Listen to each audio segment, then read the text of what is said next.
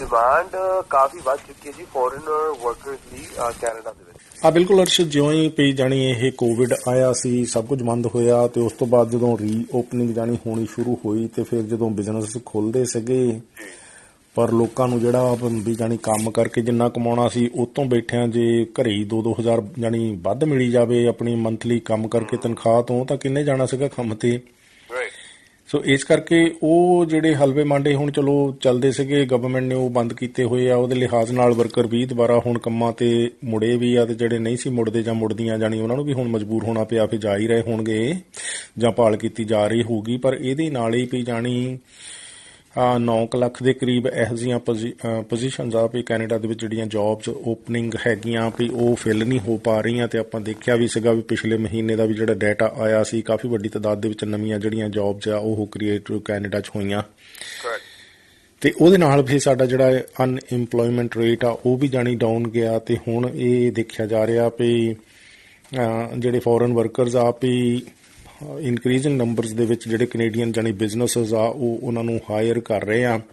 ਤੇ ਇਹ ਜਿਹੜੀ ਮਤਲਬ ਗਿਣਤੀ ਪਿਛਲੇ ਇੱਕ ਸਾਲ ਵੀ ਜੇ ਇੱਥੇ ਫਰਜ਼ ਕਰੋ 100 ਜੋਬਸ ਹੈਗੀਆਂ ਉਹਦੇ ਵਿੱਚ 3 ਫੋਰਨ ਵਰਕਰਸ ਜਿਹੜੇ ਅੱਜ ਵੀ ਉਹ ਹਾਇਰ ਕੀਤੇ ਗਏ ਹੁੰਦੇ ਸੀਗੇ ਤੇ ਹੁਣ ਉਹ 5 ਤੱਕ ਗੱਲ ਪਹੁੰਚ ਚੁੱਕੀ ਆ। ਸੋ ਕੁੱਲ ਮਿਲਾ ਕੇ ਜਾਣੀ ਸਾਡੀ ਵਰਕਫੋਰਸ ਦੇ ਵਿੱਚ 5% ਜਿਹੜਾ ਜੀ ਵੀ ਇਹ ਫੋਰਨ ਵਰਕਰਸ ਡਿਪੈਂਡ ਕਰਦਾ ਵੀ ਹੁਣ ਕਿਹੜੇ ਪ੍ਰੋਫੈਸ਼ਨ ਦੀ ਆਪਾਂ ਗੱਲ ਕਰੀਏ। ਬਹੁਤ ਸਾਰੇ ਲੇਕਿਨ ਕਿ ਐਗਰੀਕਲਚਰ ਦੇ ਵਿੱਚ ਇਹੋ ਜਿਹੇ ਕੰਮ ਹੈ ਵੀ ਜਿਹਦੇ ਵਿੱਚ ਇੱਕ ਵੀ ਇੱਥੇ ਕੈਨੇਡੀਅਨ ਬੋਰਨ ਵਰਕਰ ਨਹੀਂ ਹੁੰਦਾ। ਸੋ ਸਾਰੇ ਜਿਹੜੇ ਆ ਫੋਰਨ ਵਰਕਰਸ ਹੀ ਉਹਦੇ ਵਿੱਚ ਹੁੰਦੇ ਆ। ਇਸ ਦੇ ਨਾਲ ਹੀ ਫਿਰ ਸਰਵਿਸ ਸੈਕਟਰ ਦੇ ਵਿੱਚ, ਰੈਸਟੋਰੈਂਟਸ ਦੇ ਵਿੱਚ ਵੀ ਖਾਸ ਤੌਰ 'ਤੇ ਉਹਦੇ ਵਿੱਚ ਵੀ ਵੱਡੀ ਤਾਦਾਦ ਦੇ ਵਿੱਚ ਜਿਹੜੇ ਫੋਰਨ ਵਰਕਰਸ ਹੁੰਦੇ ਆ। ਇੱਦਾਂ ਹੀ ਟਰੱਕਿੰਗ ਦੇ ਵਿੱਚ ਵੀ ਬਹੁਤ ਸਾਰੇ ਜਿਹੜੇ ਟਰੱਕਰਸ ਆ ਜਾਣੀ ਡਰਾਈਵਰਸ ਆ ਉਹ ਬਾਹਰਲੇ ਮੁਲਕਾਂ ਤੋਂ ਵੀ ਵਰਕ ਪਰਮਿਟ 'ਤੇ ਵੀ ਇੱਥੇ ਐਂਟਰ ਹੁੰਦੇ ਨੇ। ਤੇ ਇਹ ਕੁੱਲ ਮਿਲਾ ਕੇ ਜਾਣੀ ਕਿ ਵੀ ਇਹ ਹੁਣ ਸਮਝਿਆ ਜਾ ਰਿਹਾ ਵੀ ਕਾਫੀ ਵੱਡੀ ਤਾਦਾਦ ਦੇ ਵਿੱਚ ਇਹੋ ਜਿਹੇ ਜਿਹੜੇ ਪ੍ਰੋਫੈਸ਼ਨਸ ਉਹ ਸਾਹਮਣੇ ਆ ਰਹੇ ਆ ਜਿਹਦੇ ਵਿੱਚ ਕਿ ਪਹਿਲਾਂ ਦੇ ਮੁਕਾਬਲੇ ਜ਼ਿਆਦਾ ਗਿਣਤੀ ਦੇ ਵਿੱਚ ਜਿਹੜੇ ਫੋਰਨ ਵਰਕਰਸ ਆ ਵੀ ਉਹ ਭਾਵੇਂ ਜਿਹੜਾ ਪ੍ਰੋਫੈਸ਼ਨ ਆ ਜਾਣੀ ਵੀ ਉਹ LMIA ਐਗਜ਼ੈਂਪਟ ਹੋਵੇ, ਵੀ LMIA ਦੀ ਲੋੜ ਨਾ ਹੋਵੇ। ਉਹ ਆਮ ਤੌਰ 'ਤੇ LMIA ਐਗਜ਼ੈਂਪਟ ਜਿਹੜਾ ਜਿਵੇਂ ਭਾਰਤ ਤੋਂ ਜਾਂ ਉੱਥੋਂ ਏਸ਼ੀਆ ਤੋਂ ਜਾਂ ਵੀ ਬਹੁਤ ਸਾਰੇ ਇਹੋ ਜਿਹੇ ਕੰਟਰੀ ਜਿਨ੍ਹਾਂ ਦੇ ਨਾਲ ਕੈਨੇਡਾ ਦਾ ਕੋਈ ਐਗਰੀਮੈਂਟ ਨਹੀਂ ਹੈਗਾ ਉੱਥੋਂ ਤਾਂ ਨਹੀਂ ਹੁੰਦਾ। ਉੱਥੋਂ ਜੇ ਕੋਈ ਵਰਕਰ ਲੈਣਾ ਫਰਜ਼ ਕਰੋ ਵੀ ਉਹਨਾਂ ਲਈ LMIA ਚਾਹੀਦੀ ਹੁੰਦੀ ਹੈ ਤੇ ਅਦਰਵਾਈਜ਼ ਪਈ ਜਾਣੀ ਜਿਹੜਾ ਵੀ ਇਹ LMIA ਆ ਇਹਦਾ ਜਿਹੜਾ ਕਲਚਰ ਪਿੱਛੇ ਚੱਲਿਆ ਸੀਗਾ ਕਾਫੀ ਬੇਈਮਾਨੀਆਂ ਵਾਲਾ ਜਾਣੀ ਉਹਦੇ ਵਿੱਚ ਹੁਣ ਥੋੜ੍ਹੀ ਜਿਹੀ ਅੱਗੇ ਨਾਲੋਂ ਨੱਥ ਪਈ ਆ। ਵੱਡੀ ਤਾਦਾਦ ਵਿੱਚ ਲੋਕ ਜਦੋਂ LMIA ਤੋਂ ਬਿਨਾਂ ਵੀ ਪੱਕੇ ਹੋਏ ਆ, ਇਹਦੀ ਡਿਮਾਂਡ ਕਾਫੀ ਘਟੀ ਹੈ ਤੇ ਹੁਣ ਇਹ ਵੇਚਣ ਵਾਲੇ ਤੇ ਵੇਚਣ ਵਾਲੀਆਂ ਨੂੰ ਵੀ ਥੋੜ੍ਹੇ ਜਿਹੇ ਦੰਦ ਅੱਗੇ ਨੇ ਮੁਕਾਬਲੇ ਪਹਿਲਾਂ ਨਾਲੋਂ ਕਾਫੀ ਖੱਟੇ ਹੈ ਤੇ ਦੰਦ ਖੱਟੇ ਅਜੇ ਹੋਰ ਹੋਰ ਜਾਣੀ ਕਿ ਹੋਣ ਜਾ ਰਹੇ ਆ ਜਦੋਂ ਕਿ 2-3 ਮਹੀਨਿਆਂ 'ਚ ਹੀ ਨਵਾਂ ਜਿਹੜਾ ਗਜ਼ਟ ਨੰਬਰ 2 ਦੇ ਵਿੱਚ ਰੈਗੂਲੇਸ਼ਨਸ ਪਬਲਿਸ਼ ਹੋ ਜਾਣੀਆਂ ਤੇ ਕਾਨੂੰਨ ਜਿਹੜਾ ਜੀ ਉਹ ਚੇਂਜ ਹੋ ਕੇ ਹੋਣ ਦੇ ਵਿੱਚ ਆ ਜਾਣਾ। ਸੋ ਪਹਿਲਾਂ ਦੇ ਮੁਕਾਬਲੇ ਵੈਸੇ ਇਹ LMIA ਵੇਚਣ ਵਾਲੀ ਗੱਲ ਆ, ਜੋਬ ਲੈਟਰ ਜਿਹੜੀ ਵੇਚਣ ਵਾਲੀ ਗੱਲ ਸੀਗੀ ਜਾਣੀ ਕਿ ਬਹੁਤ ਧੜੱਲੇ ਨਾਲ ਖੁੱਲ੍ਹੇਆਮ ਜਾਣੀ ਚੱਲ ਰਹੀ ਸੀ। ਉਹਦੇ ਵਿੱਚ ਹੁਣ ਥੋੜ੍ਹਾ ਜਿਹਾ ਜਾਣੀ ਕਿ ਪਹਿਲਾਂ ਦੇ ਮੁਕਾਬਲੇ ਸ਼ਰਮੋ-ਸ਼ਰਮੀ ਸੰਗ ਕੀਤੀ ਤਾਂ ਜਾ ਰਹੀ ਆ ਤੇ ਇਹਦੇ ਨਾਲ ਹੀ ਕਾਨੂੰਨ ਜਾਂ ਜਿਹੜੀ ਇਨਫੋਰਸਮੈਂਟ ਵੀ ਵਧੀ ਹੋਈ ਆ। ਇਹਦੇ ਨਾਲ ਹੀ ਜਾਣੀ ਆਡਿਟਸ ਵੀ ਬਹੁਤ ਸਾਰੀਆਂ ਫਰਮਾਂ ਦੇ ਜਿਹੜੇ ਹੋਣ ਬਾਰੇ ਪਤਾ ਲੱਗ ਰਿਹਾ ਤੇ ਪਹਿਲਾਂ ਦੇ ਮੁਕਾਬਲੇ ਇਹਦੇ ਵਿੱਚ ਰੰਗਲਾ ਪੰਜਾਬ ਦਾ ਵੱਡਾ ਯੋਗਦਾਨ ਆ ਤੁਹਾਡਾ, ਹੈ ਨਾ, ਕਿਉਂਕਿ ਕਮਿਊਨਿਟੀ ਬਹੁਤ ਜਾਗਰੂਕ ਅਵੇਅਰ ਕਰਨ ਦੇ ਵਿੱਚ ਆਪਾਂ ਨੂੰ ਮਦਦ ਮਿਲੀ ਆ, ਹੈ ਨਾ। ਹੁਣ ਕਮਿਊਨਿਟੀ ਨੂੰ ਪਤਾ ਲੱਗ ਗਿਆ ਵੀ ਆਪਾਂ ਸਿਰਫ ਗੱਲਾਂ ਹੀ ਨਹੀਂ ਕਰਨੀਆਂ ਵੀ ਆਪਾਂ ਬੀਇੰਗ ਰੈਜ਼ੀਡੈਂਟ, ਬੀਇੰਗ ਕਹਿ ਲਓ ਵੀ ਆਮ ਟੈਕਸ ਪੇਅਰ ਅਸੀਂ ਵੱਧ ਕਰ ਸਕਦੇ ਹਾਂ ਵੀ ਉਹ ਸਿਸਟਮ ਵਰਕਿੰਗ ਹੈਗਾ ਜਿਹਦੇ ਨਾਲ ਸਾਨੂੰ ਸਹਿਯੋਗ ਕਰਨਾ ਸਾਡਾ ਫਰਜ਼ ਬਣਦਾ। ਸਾਡਾ ਫਰਜ਼ ਕੰਮ ਜਾਣੀ ਇੰਨਾ ਹੀ ਨਹੀਂ ਹੈਗਾ ਵੀ ਸਵੇਰ ਤੋਂ ਲੈ ਕੇ ਸ਼ਾਮ ਤੱਕ ਉੱਠ ਕੇ ਅਸੀਂ ਸਰਕਾਰਾਂ ਦੇ ਨੁਕਸ ਕੱਢੀ ਜਾਈਏ। ਇੱਥੇ ਫਰਜ਼ ਜਾਣੀ ਨੰਬਰ 1 ਮੁਲਕਾਂ ਦੇ ਵਿੱਚ ਇਹ ਹੁੰਦਾ ਰੈਜ਼ੀਡੈਂਟਸ ਦਾ ਵੀ ਜੇ ਉਹ ਆਪਣੀਆਂ ਅੱਖਾਂ ਦੇ ਸਾਹਮਣੇ ਆਪਣੇ ਕੰਨਾਂ ਦੇ ਨਾਲ ਕੁਝ ਦੇਖ ਸੁਣ ਰਹੇ ਤੇ ਰਹੀਆਂ ਆ ਵੀ ਆਹ ਗਲਤ ਹੋ ਰਿਹਾ, ਉਹਦਾ ਥੋੜ੍ਹਾ ਜਿਹਾ ਆਪਣੇ ਲੈਵਲ 'ਤੇ ਇਨ ਡੈਪਥ ਜਾਣ। ਤੇ ਕਈ ਤਰ੍ਹਾਂ ਦੇ ਇੱਥੇ ਸਿਸਟਮ ਗਵਰਨਮੈਂਟ ਨੇ ਐਸਟੈਬਲਿਸ਼ ਕੀਤੇ ਹੋਏ ਆ ਵਰਕਿੰਗ ਆ ਜਿਹੜੇ ਪ੍ਰੋਪਰਲੀ ਫੁੱਲੀ ਵਰਕ ਕਰਦੇ ਆ ਤੇ ਉੱਥੇ ਤੁਸੀਂ ਆਪਣੀ ਇਨਫੋਰਮੇਸ਼ਨ ਕਲੂ ਦਿਓ। ਕੋਈ ਤੁਹਾਡਾ ਨਾਂ ਨਹੀਂ ਪੁੱਛਣਾ, ਕੋਈ ਤੁਹਾਡਾ ਐਡਰੈਸ ਨਹੀਂ ਪੁੱਛਣਾ, ਬਾਕੀ ਕੰਮ ਉਹਨਾਂ ਨੇ ਆਪੇ ਹੀ ਕਰ ਲੈਣਾ। ਇਹ ਕੰਮ ਹੁਣ ਸੰਗਤਾਂ ਜਦੋਂ ਦੀਆਂ ਕਰ ਰਹੀਆਂ ਉਹਨਾਂ ਦਾ ਬਹੁਤ ਬਹੁਤ ਧੰਨਵਾਦ ਤੇ ਉਹਨਾਂ ਦਾ ਇਹ ਕੰਮ ਇਨਕਰੇਜਿੰਗ ਲੈਵਲਸ ਆਫ ਨੰਬਰਸ ਦੇ ਵਿੱਚ ਕਰਨ ਕਰਕੇ ਭੈਣ ਭਰਾਓ ਤੁਹਾਡਾ ਕੈਨੇਡਾ ਹੁਣ ਅੱਗੇ ਨਾਲੋਂ ਬਚਣ ਵੀ ਲੱਗ ਪਿਆ। ਅੱਗੇ ਨਾਲੋਂ ਇਨਫੋਰਸਮੈਂਟ ਵੱਧ ਗਈ ਆ ਤੇ ਬੇਈਮਾਨਾਂ ਤੇ ਬੇਈਮਾਨਣਾ ਦੇ ਦੰਦ ਖੱਟੇ ਹੋ ਰਹੇ ਆ। ਸਿਉਂਕ ਤੇ ਘੁਣ ਹਜੇ ਜੇ ਘਟਾਉਣ ਵਿੱਚ ਮਦਦ ਨਾ ਮਿਲੀ ਹੋਊਗੀ ਤਾਂ ਠੱਲਿਆ ਜ਼ਰੂਰ ਜਾ ਰਿਹਾ। ਇਹ ਜਿਹੜਾ ਦਿਨ ਰਾਤ ਜਾਣੀ ਕਿ ਸ਼ਹਿਰਾਂ ਤੋਂ ਪਿੰਡਾਂ ਤੱਕ ਫੈਲ ਰਿਹਾ ਸਿਉਂਕ ਤੇ ਘੁਣ ਸੀ, ਬੇਈਮਾਨੀਆਂ, ਚੋਰ ਬਜ਼ਾਰੀਆਂ ਦਾ, ਵੀ ਜੇ ਉਹ ਜਾਣੀ ਅੱਗੇ ਨਾਲੋਂ ਹਜੇ ਘਟਿਆ ਨਹੀਂ ਤੇ ਠੱਲਿਆ ਜ਼ਰੂਰ ਗਿਆ, ਨਹੀਂ ਤੇ ਬੇਰੋ ਕੇ ਵੱਧ ਰਿਹਾ ਸੀਗਾ। ਸੋ ਬਹੁਤ ਬਹੁਤ ਉਹਨਾਂ ਦਾ ਧੰਨਵਾਦ ਜਿਹੜੇ ਕਿ ਭੈਣ ਭਰਾ ਉਦੋਂ ਤੋਂ ਹੁਣ ਜੁੜੇ ਹੋਏ ਨੇ। ਹਾਂਜੀ, ਕੋਈ ਗੱਲਬਾਤ ਪਤਾ ਲੱਗੇ ਹੁਣ ਇਹ ਹੋ ਗਿਆ ਵੀ ਜਿਹੜੇ ਪ੍ਰੋਫੈਸ਼ਨ 'ਚ ਫਲਾਣੇ ਨੇ ਐ ਕਰਤਾ, ਫਲਾਨੀ ਨੇ ਐ ਕਰ ਦਿੱਤਾ, ਇਹ ਗੱਲਾਂ ਬੰਦ ਕਰੋ। ਫਲਾਨੀ ਨੇ ਜਿਹਦਾ ਲਾਇਸੈਂਸ ਆ ਉਹਦੇ ਕੋਲ ਜਿਹੜੀ ਰੈਗੂਲੇਟਰੀ ਬੋਡੀ ਦਾ ਉੱਥੇ ਪਹੁੰਚ ਕਰੋ। ਜੇ ਲਾਇਸੈਂਸਧਾਰੀ ਨੂੰ ਨਹੀਂ ਭੱਲ ਪਚ ਰਹੀ ਤੇ ਫਿਰ ਉਹਦੇ ਕੋਲ ਲਾਇਸੈਂਸ ਨਹੀਂ ਰਹਿਣਾ ਚਾਹੀਦਾ। ਲਾਇਸੈਂਸ ਹੈਗਾ ਪ੍ਰੋਫੈਸ਼ਨ ਦੀ ਪ੍ਰੋਟੈਕਸ਼ਨ ਵਾਸਤੇ, ਲਾਇਸੈਂਸ ਹੈਗਾ ਪਬਲਿਕ ਦੀ ਪ੍ਰੋਟੈਕਸ਼ਨ ਵਾਸਤੇ। ਤੇ ਪਰ ਜੇ ਲਾਇਸੈਂਸ ਹੀ ਆ, ਜਿਹਦੇ ਕੋਲ ਲਾਇਸੈਂਸ ਆ, ਉਹਨੇ ਉਹ ਲਾਇਸੈਂਸ ਦੇ ਨਾਲ ਲੋਕਾਂ ਨੂੰ, ਪਬਲਿਕ ਨੂੰ ਚੁਰੁੰਡਣ, ਕੈਨੇਡਾ ਨੂੰ ਚੁਰੁੰਡਣ, ਆਪਣਾ ਘਰ ਭਰਨ ਦਾ ਰਾਹ ਬਣਾ ਲਿਆ ਤੇ ਫਿਰ ਲਾਇਸੈਂਸ ਉਹਦੇ ਕੋਲ ਨਹੀਂ ਹੋਣਾ ਚਾਹੀਦਾ, ਕਿਉਂਕਿ ਲਾਇਸੈਂਸ ਦਾ ਪਰਪਸ ਇਹ ਨਹੀਂ ਹੈਗਾ। ਉਹਨੂੰ ਕੋਰਸਾਂ ਵਿੱਚ ਤੇ ਪਤਾ ਵੀ ਇਹ ਪਰਪਸ ਨਹੀਂ ਆ, ਪਰ ਮਨ ਮਰਜ਼ੀਆਂ ਜਿਹੜੀਆਂ ਉਹਦੇ ਨਾਲ ਫਿਰ ਇਹ ਆ ਜੀ ਵੀ ਇਹ ਜਿਹੜਾ ਇਹ ਕੈਨੇਡਾ ਨੂੰ ਚੁਰੁੰਡਣ ਦਾ ਕੰਮ ਹੈ, ਆਪਾਂ ਸਿਉਂਕ ਘਿਉਣ ਬਣਨ ਇੱਥੇ ਆਏ ਨਹੀਂ ਸੀ, ਜਿਹਦੇ ਕਰਕੇ ਹੁਣ ਕਾਫੀ ਠੱਲਿਆ ਗਿਆ ਅੱਗੇ ਨਾਲ। ਸੋ ਇਹਦੇ ਵਿੱਚ ਬਹੁਤ ਹੀ ਭੈਣ ਭਰਾਵਾਂ ਦਾ ਅਸੀਂ ਧੰਨਵਾਦ ਕਰਦੇ ਹਾਂ, ਕਿਉਂਕਿ ਤੁਹਾਡਾ ਦੇਸ਼ ਹੈ ਹੁਣ, ਇਹ ਜੀਣਾ ਮਰਨਾ ਹੁਣ ਇੱਥੇ ਹੀ ਆ। ਜਿੱਦਣ ਮਰ ਕੇ ਜਾਣਾ, ਸਾਡੇ ਮਰਨ ਤੋਂ ਬਾਅਦ ਸਾਨੂੰ ਲਾਹਨਤਾਂ ਨਾ ਪੈਣ ਤੁਸੀਂ ਕਰਕੇ ਕੀ ਗਏ ਸੀ, ਤੁਸੀਂ ਉੱਦਾਂ ਦਾ ਵੀ ਨਾ ਛੱਡ ਕੇ ਜਾ ਸਕੇ ਜਿੱਦਾਂ ਦਾ ਤੁਹਾਨੂੰ ਉੱਥੇ ਬਹੁਤ ਚੰਗਾ ਲੱਗਦਾ ਸੀਗਾ। ਸੋ ਇਸ ਕਰਕੇ ਇਹ ਹੈ ਜੀ ਵੀ ਇਹ LMI ਆਪਣੇ ਆਪ ਦੇ ਵਿੱਚ ਇਸ਼ੂ ਕਰਨਾ ਜਾਂ ਇਹ ਲੈ ਕੇ ਮਤਲਬ ਵਰਕ ਪਰਮਿਟ ਅਪਲਾਈ ਕਰਨਾ ਵਰਕਰ ਵਾਸਤੇ ਇਹ ਅਪਰਾਧ ਨਹੀਂ ਹੈਗਾ। ਇਹ ਤਾਂ ਇੱਕ ਬਹੁਤ ਵਧੀਆ ਫੈਸਿਲਿਟੀ ਹੈ ਵਰਕਰ ਵਾਸਤੇ ਵੀ, ਤੇ ਵਰਕਰ ਵਾਸਤੇ ਆਪਰਚੁਨਿਟੀ ਆ, ਇੰਪਲੋਇਰ ਵਾਸਤੇ ਫੈਸਿਲਿਟੀ ਆ ਵੀ ਉਹਨੇ ਆਪਣਾ ਕਾਰੋਬਾਰ ਚੱਲਦਾ ਰੱਖਣਾ ਤੇ ਉਹ ਜਿੱਥੋਂ ਵਰਕਰ ਨਹੀਂ ਮਿਲਦਾ ਤੇ ਆਪਣਾ ਜਿੱਥੋਂ ਮਿਲਦਾ ਉੱਥੋਂ ਹਾਇਰ ਕਰਕੇ ਕੰਮ ਚਲਾ ਸਕਣ। ਪਰ ਇਹ ਜਾਣੀ ਕਿ ਇਦਾਂ ਵਿੱਚ ਲੁੱਟਮਾਰ ਕਰਨ ਵਾਸਤੇ ਨਹੀਂ ਹੈਗਾ। ਸੋ ਵਰਕਰਾਂ ਦੀ, ਲੋੜਵੰਦਾਂ ਦੀ ਲੁੱਟਮਾਰ ਦਾ ਵਿਰੋਧ ਹੈ ਨਾ, ਜਿਹਦੇ ਕਰਕੇ ਵੀ ਆਪਾਂ ਪਿਛਲੇ ਸਮੇਂ ਤੋਂ ਸਟਰਗਲ ਕੀਤੀ ਹੈ। ਸੋ ਇਹ ਵਰਕਰ ਜਿਹੜੇ ਇਹ ਮਤਲਬ ਬਹੁਤ ਸਾਰੇ ਫੋਰਨ ਵਰਕਰਸ ਦੀ ਜਿਹੜੀ ਡਿਮਾਂਡ ਵਧੀ ਹੋਈ ਆ ਨਾ, ਉਹ ਇਸ ਕਰਕੇ ਅੱਜ ਵੀ ਬਹੁਤ ਸਾਰੇ ਪ੍ਰੋਫੈਸ਼ਨਸ ਦੇ ਵਿੱਚ ਆਪਾਂ ਕਈ ਵਾਰੀ ਸ਼ਿਕਾਇਤ ਕਰਦੇ ਹਾਂ ਵੀ ਬਾਹਰੋਂ ਬਹੁਤ ਵਰਕਰ ਲੈ ਆਉਂਦੇ ਜੀ, ਇਮੀਗ੍ਰੈਂਟ ਬਹੁਤ ਲੈ ਆਉਂਦੇ ਜੀ, ਸਾਡੇ ਬੱਚਿਆਂ ਨੂੰ ਜੌਬਾਂ ਨਹੀਂ ਮਿਲਦੀਆਂ। ਇਹਦੇ ਵਿੱਚ ਇੰਨਾ ਹੀ ਸਵਾਲ ਆ ਵੀ ਜਿਹੜਾ ਫੋਰਨ ਵਰਕਰ ਨੇ ਕੰਮ ਕਰਨਾ ਭਰਾਵੋ ਭੈਣੋ, ਉਹ ਤੁਹਾਡੇ ਬੱਚਿਆਂ ਨੇ ਕਰਨਾ ਨਹੀਂ, ਕੈਨੇਡੀਅਨ ਬੋਰਨ ਨੇ। ਕਿੰਨੇ ਆ ਉਹ ਬੱਚੇ ਜਿਹੜੇ ਕਰਦੇ ਆ ਜਾਂ ਕਰਦੀਆਂ ਆ। ਸੋ ਇਸ ਕਰਕੇ ਕੈਨੇਡੀਅਨ ਬੋਰਨ ਬੱਚੇ ਜਾਂ ਉੱਥੇ ਯੂਰਪ ਦੇ ਵਿੱਚ ਵੀ, ਇੱਥੇ ਅਮਰੀਕਾ US ਦੇ ਵਿੱਚ ਵੀ, ਆਸਟ੍ਰੇਲੀਆ ਦੇ ਵਿੱਚ ਵੀ ਇਮੀਗ੍ਰੈਂਟਸ ਨੂੰ, ਵਰਕਰਸ ਨੂੰ ਫੋਰਨ ਕੰਟਰੀਜ਼ ਦੇ ਨੂੰ ਦੇਖ ਕੇ ਕਈ ਵਾਰੀ ਡਰਿਆ ਤੇ ਜਾਂਦਾ। ਇਹਦੇ ਤੇ ਪੋਲਿਟਿਕਸ ਵੀ ਕੀਤੀ ਜਾਂਦੀ ਹੈ ਕਈ ਵਾਰੀ ਪੋਲੀਟੀਕਲ ਪਾਰਟੀਆਂ ਦੇ ਵੱਲੋਂ। ਫੋਰਨ ਤੋਂ ਬਹੁਤ ਲੋਕ ਆ ਗਏ ਜੀ, ਪਰ ਜਿਹੜੇ ਕੰਮ ਉਹ ਫੋਰਨਰਸ ਵਿਚਾਰੇ ਕਰਦੇ ਆ ਕੇ ਇੱਥੇ, ਉਹ ਇੱਥੋਂ ਦੇ ਬੋਰਨ ਲੋਕ ਕਰਦੇ ਕਿੱਥੇ ਆ। ਸੋ ਤਦ ਕਰਕੇ ਉਹਨਾਂ ਦਾ ਇੰਨਾ ਪ੍ਰੈਸ਼ਰ ਜਿਹੜਾ ਸਾਡੇ ਤੇ ਨਹੀਂ ਪੈਂਦਾ, ਸਗੋਂ ਕਿ ਉਹਨਾਂ ਦਾ ਕੰਟਰੀਬਿਊਸ਼ਨ ਹੁੰਦਾ। ਸੋ ਲੈਟਸ ਆਪਾਂ ਨੂੰ ਪੋਜ਼ਿਟਿਵਲੀ ਸਗੋਂ ਦੇਖਣਾ ਚਾਹੀਦਾ। Foreign workers the thank you ਕਰਨਾ ਚਾਹੀਦਾ ਵੀ ਆ ਕੇ ਸਾਡੇ ਮੁਲਕ 'ਚ ਕੰਟਰੀਬਿਊਟ ਕਰ ਰਹੇ ਆ, ਆਪਣੇ ਆਪ ਨੂੰ ਮਿਹਨਤ ਨਾਲ ਐਸਟੈਬਲਿਸ਼ ਕਰ ਰਹੇ ਆ, ਤੇ LMI ਦੀ ਲੁੱਟਮਾਰ ਕਰਨ ਵਾਲੇ ਸਾਡੇ ਹੀ ਲੋਕ ਆ ਜਿਹੜੇ ਉਹਨਾਂ ਨੂੰ ਲੁੱਟ ਰਹੇ, ਸਾਡੇ ਹੀ ਲੋਕਾਂ ਨੂੰ, ਹਨਾ, ਉਹਨਾਂ ਦੇ ਘਰ ਵੀ ਭਰ ਰਹੇ ਆ, ਉਹਨਾਂ ਦੇ ਕੋਠੀਆਂ ਮਹਿਲ ਵੀ ਵੱਡੇ ਕਰ ਰਹੇ ਆ। ਇਹ ਉਹ ਫੋਰਨ ਵਰਕਰਸ ਦਾ ਹੀ ਕੰਟਰੀਬਿਊਸ਼ਨ ਆ, ਕਿਉਂਕਿ ਉਹਨਾਂ ਨੂੰ ਤੇ ਜਦੋਂ ਕੋਈ ਰਾਹ ਹੀ ਨਹੀਂ ਛੱਡਣਾ ਲੁੱਟਮਾਰ ਕਰਨ ਵਾਲੇ ਤੇ ਕਰਨ ਵਾਲੀਆਂ ਨੇ, ਹਨਾ, ਉਹਨਾਂ ਨੂੰ ਤੇ ਫਿਰ ਸਭ ਕੁਝ ਉਹ ਕਰਨਾ ਪੈਂਦਾ ਨਾ, ਕਿਉਂਕਿ ਉਹਨਾਂ ਦਾ ਵੀ ਦਿਲ ਕਰਦਾ ਇੱਥੇ ਰਹਿਣ ਨੂੰ, ਜੇ ਸਾਡਾ ਸਾਰਿਆਂ ਦਾ ਕਰਦਾ ਤਾਂ। ਸੋ ਤਦ ਕਰਕੇ ਇਹ ਹੈ ਜੀ ਕਿ ਉਹਨਾਂ ਦੀ ਲੁੱਟਮਾਰ ਨਾ ਕਰੀਏ, ਉਹਨਾਂ ਦਾ ਸਹਿਯੋਗ ਕਰੀਏ, foreign workers the thank you ਕਰੀਏ ਕਿ ਤੁਸੀਂ ਆਏ ਹੋ। ਪੈਟਰਿਕ ਬਰਾਊਨ, ਬਰੈਂਪਟਨ ਦਾ ਮੇਅਰ ਸਾਰੇ ਜਾਣਦੇ ਆ, ਉਹ ਹੁਣ ਕੰਜ਼ਰਵੇਟਿਵ ਪਾਰਟੀ ਦੇ ਕਹਿ ਲਓ ਕਿ ਲੀਡਰਾਂ ਦੇ ਵਿੱਚੋਂ ਰੇਸ ਦੇ ਵਿੱਚ ਸ਼ਾਮਿਲ ਹੋ ਚੁੱਕੇ ਨੇ ਜੀ। ਤੁਹਾਡੇ ਕੀ ਵਿਚਾਰ ਨੇ ਇਸ ਦੇ ਵਿੱਚ? ਨਹੀਂ, ਸਾਡੇ ਤਾਂ ਵਿਚਾਰ ਚਲੋ ਪੋਲੀਟੀਕਲੀ ਉਹਨਾਂ ਦੀਆਂ ਜਿਹੜੀਆਂ ਐਂਬੀਸ਼ਨਸ ਹੈਗੀਆਂ, ਯੰਗ ਹੈ ਪੈਟਰਿਕ ਬਰਾਊਨ, ਵੀ ਉਹ ਐਂਬੀਸ਼ਨਸ ਉਹਨਾਂ ਨੂੰ ਐਕਸਪਲੋਰ ਕਰਨ ਦਾ ਪੂਰਾ ਹੱਕ ਹੈ ਜੀ। ਪਰ ਦੂਸਰੇ ਪਾਸੇ ਜਿਹੜੇ ਉਹਨਾਂ ਦੇ ਆਲੋਚਕ ਆ ਤੇ ਪ੍ਰਸ਼ੰਸਕ ਆ, ਉਹ ਆਪੋ ਆਪਣੇ ਤਰੀਕੇ ਨਾਲ ਹੁਣ ਪ੍ਰਸ਼ੰਸਕ ਕਹਿ ਰਹੇ ਜੀ ਉਹ ਤਾਂ ਬਹੁਤ ਵਧੀਆ ਮੇਅਰ ਹੈਗੇ ਆ, ਤੇ ਉਹ ਤਾਂ ਬਹੁਤ ਵਧੀਆ ਪ੍ਰਧਾਨ ਮੰਤਰੀ ਸਾਬਤ ਹੋਣਗੇ, ਕਿਉਂਕਿ ਜੇ ਲੀਡਰ ਬਣ ਜਾਂਦੇ ਤੇ ਪ੍ਰਧਾਨ ਮੰਤਰੀ ਵੀ ਹੋ ਸਕਦੇ ਆ ਜੇ ਪਾਰਟੀ ਜਿੱਤ ਗਈ ਤਾਂ।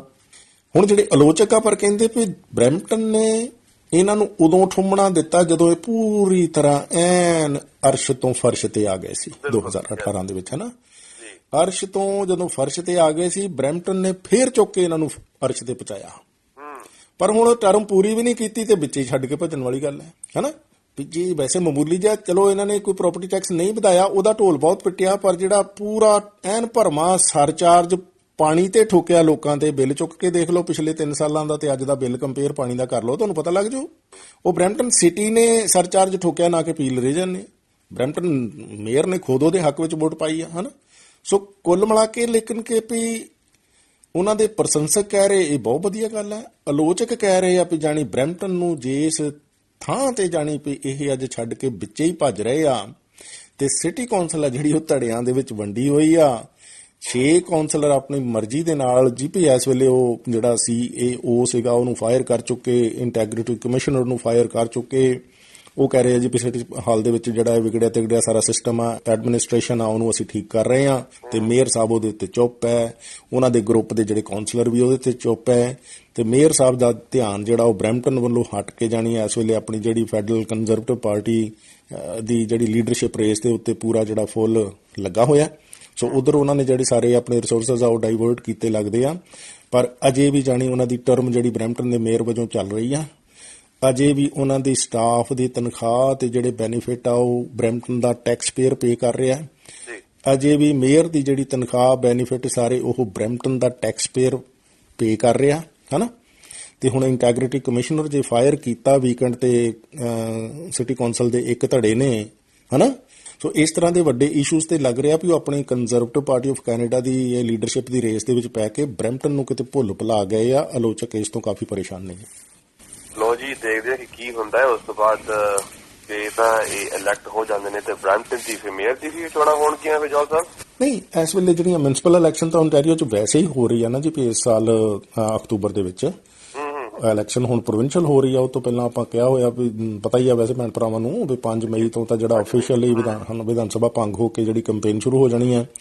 2 ਜੂਨ ਨੂੰ ਉਹ ਇਲੈਕਸ਼ਨ ਸਮਾਪਤ ਹੋਣੀ ਹੈ ਤੇ ਨਾਲ ਹੀ ਫਿਰ ਮਿਊਨਿਸਪਲ ਇਲੈਕਸ਼ਨ ਸ਼ੁਰੂ ਹੋ ਜਾਣੀ ਹੈ ਓਨਟਾਰੀਓ ਦੇ ਵਿੱਚ, ਸਾਰੇ ਓਨਟਾਰੀਓ ਦੀਆਂ ਇਨਕਲੂਡਿੰਗ ਬਰੈਂਪਟਨ ਹਨਾ।